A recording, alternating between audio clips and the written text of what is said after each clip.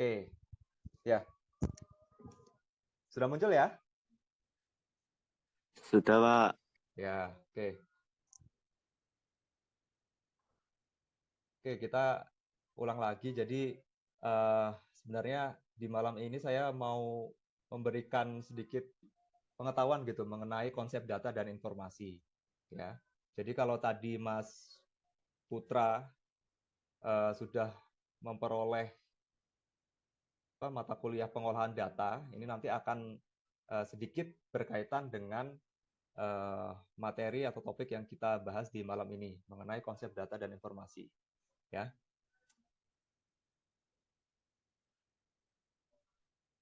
Oke, saya lanjut. Nah, ini kalau kalian lihat, ini seringkali apa ya, di kehidupan kita sehari-hari kan sudah pasti pernah melihat ya sensus ya. Kalau tidak sensus penduduk ya sensus ekonomi ya, seperti itu. Nah, kira-kira kalau sensus penduduk itu data-data apa yang dihimpun oleh petugas dari BPS? Coba salah satu ada yang mau berpendapat?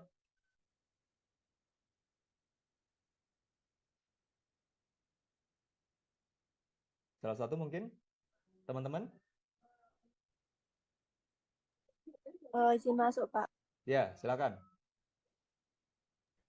Mungkin salah satunya untuk penduduk usia produktif dan tidak produktif, Pak. Oke. Oke, jadi ini ya apa namanya menghimpun data mengenai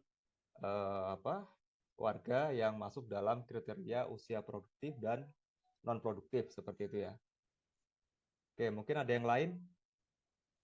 Siapa lagi ya? Andita mungkin mau coba? Silakan. Sensus kira-kira apa yang dihimpun datanya?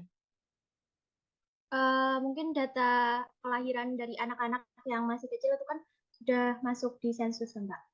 Ya. Oh, berarti ini ya apa namanya terkait dengan demografi ya.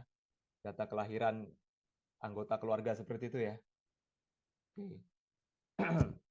Ya. Jadi sensus ini bermacam-macam ya. Kalau kita tarik ke kecakupan yang lebih luas, data-data yang dihimpun dari kegiatan sensus ini bisa jadi menjadi dasar pertimbangan pemerintah untuk mengambil suatu kebijakan tertentu gitu ya. Nah, kemudian saya lanjut dari kegiatan yang sama ya, ini masih sensus.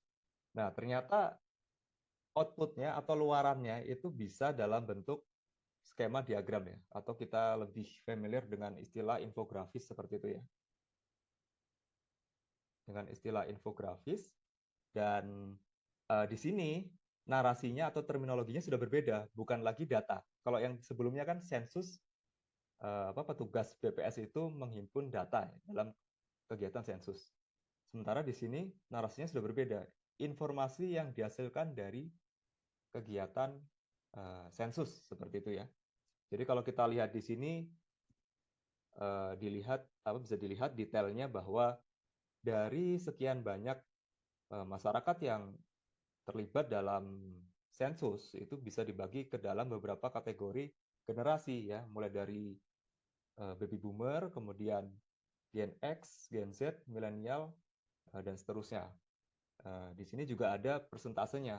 Nah, tentunya informasi yang ditampilkan di dalam infografis ini diperoleh dari dukungan atau himpunan data yang telah dilakukan di awal di kegiatan sensus sebelumnya, gitu kan? Nah, dari sini kira-kira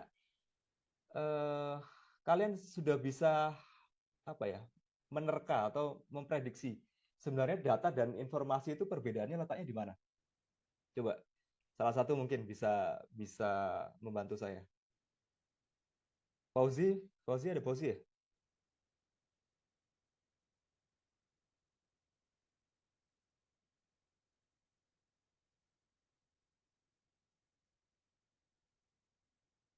Halo, suara saya terdengar? Halo, Pak. Ya. Enggak, Pak, terdengar. Ya, gimana? Fauzi bisa bantu saya untuk memberi sedikit pendapat mengenai perbedaan data dan informasi?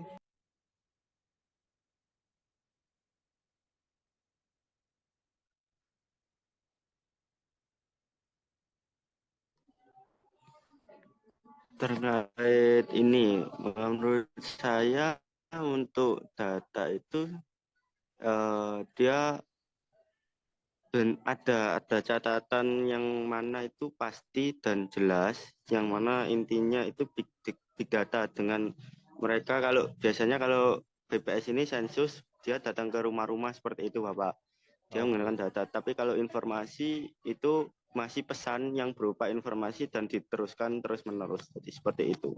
oke. Ya, ya. Sip. Terima kasih, Fauzi. Oke. Oke, ini saya lanjutkan. Oke, ini. Nah, perbedaan mendasar antara data dan informasi itu letaknya ada pada informasi itu merupakan data sebenarnya. Tetapi, ya, data yang telah diberikan proses atau treatment tertentu ya, sehingga dia memiliki nilai atau value, dan seringkali nilai ini dinilai dari sudut pandang pengambil keputusan. Gitu. Jadi dia punya relevansi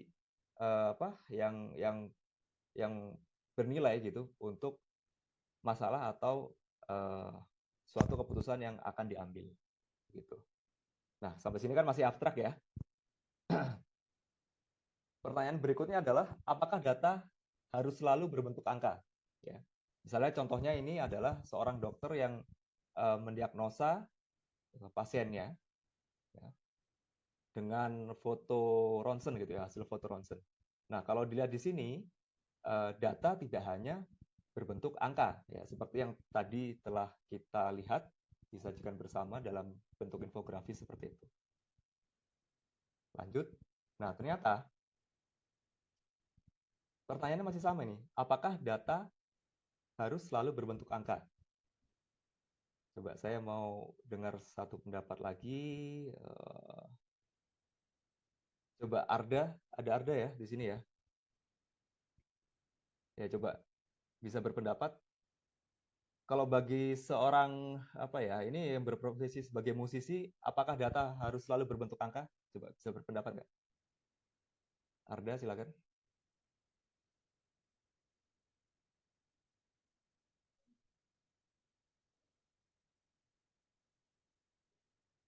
Oke, mungkin masih berpikir ya. Mungkin yang lain bisa membantu. Yusliha mungkin? Oh, ada Yusliha ini. Silakan. Coba saya mau dengar suaranya. Baiklah, Ya, benar. Menurut saya data itu nggak harus selalu angka, ya. karena banyak sekali data-data yang bisa berupa video, audio, dan lain sebagainya. Oke. Oke. Ya, terima kasih. Jadi kalau dalam contoh ini ya, konteksnya adalah seorang musisi gitu ya. Maka data bisa saja berbentuk dari suara gitu ya, audio. Itu juga termasuk dalam data gitu. Oke, ini saya lanjutkan. Nah, ini tipe-tipe data. Jadi yang umum dan familiar kita tahu dan kita kenali itu ada alphanumeric data ya. Jadi data yang berisi angka, huruf dan simbol. Kemudian ada data yang berbentuk gambar gitu ya, atau grafik. Kemudian ada audio data. Nah, seperti yang tadi dicontoh, kalau orang main alat musik ya datanya bisa dalam bentuk sound atau tunes gitu ya. Kemudian yang terakhir adalah data berbentuk video. Jadi dia adalah kombinasi gambar bergerak dan audio gitu ya, suara. Gitu. Nah, kemudian data itu bisa menjadi informasi ketika dia melalui proses transformasi. Nah, proses transformasi itu mengaplikasikan, ya di sini dituliskan mengaplikasikan knowledge dengan memilih, kemudian mengorganisasikan dan memanipulasi data. Nah, jadi kalau teman-teman sudah belajar pengolahan data gitu kan di semester sebelumnya, itu adalah salah satu proses untuk mentransformasikan data menjadi informasi. Gitu. Nah, ini ada beberapa karakteristik ya sebuah informasi bisa dikatakan bernilai. Yang pertama adalah accessible. Accessible di sini adalah data itu atau informasi itu harus mudah untuk diakses oleh pihak-pihak yang memiliki otorisasi atau yang memiliki wewenang. Gitu ya. Kemudian yang kedua ada aspek ekonomi. Nah, jadi untuk menghasilkan data harus melalui atau mempertimbangkan biaya yang dikeluarkan. Ya. Jadi jangan sampai biaya yang dikeluarkan untuk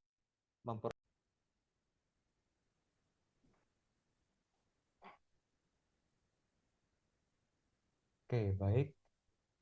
Aspek selanjutnya adalah relevansi. Jadi kita dapat menilai baik atau tidaknya suatu informasi itu dari relevansi informasi tersebut terhadap problem atau isu yang hendak dipecahkan. Selanjutnya adalah aspek keamanan, ya. Jadi di sini dikaitkan dengan keterjaminan akses dari pengguna yang masuk dalam kategori unauthorized, ya, atau pengguna-pengguna yang tidak memiliki kewenangan untuk mengakses sistem. Kemudian selanjutnya adalah informasi yang bernilai itu sebaiknya tidak terlalu kompleks, ya. Jadi semakin sederhana sebuah informasi itu akan semakin baik. Dan yang terakhir adalah dia mudah untuk diverifikasi. Oke, saya lanjut.